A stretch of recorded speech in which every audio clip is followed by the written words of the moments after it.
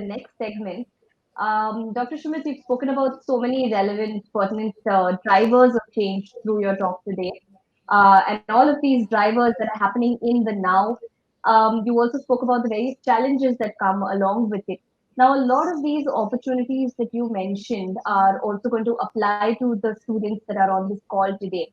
They're on the cusp of joining the workforce or even starting something of their own. So, what is the message that you would want to give to them? And particularly when it comes to dealing with setbacks in such a fast paced world? Yeah.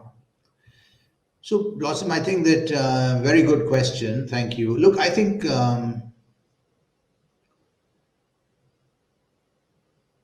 when I was a kind of a college student in the 70s, really there were not many opportunities. There were people either went into government service. A lot of people tried to write the government exams and get a job in the government, and then it, we were beginning to have a period and phase where there were opportunities in the private sector, which was growing a little bit, but it was still very, very limited in terms of what you can do. If I look at today's world, I would say that first of all, just the sheer range of opportunities in terms of companies doing super interesting things in the country that are not just the old, kind of small number of options that existed when I was coming out of school.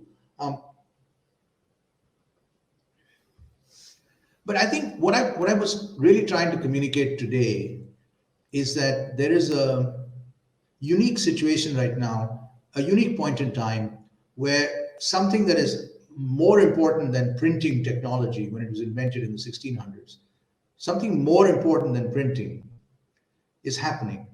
And it is going to change how everything is done. I think any company today that is not paying attention to the simple question, where is my data and what am I doing with it, is kind of in trouble. So I think that there is so much opportunity right now to think about new ways of doing things, whether it's health provision, whether it is finance, whether it's insurance, whether it's settling payments, how to kind of give people credit.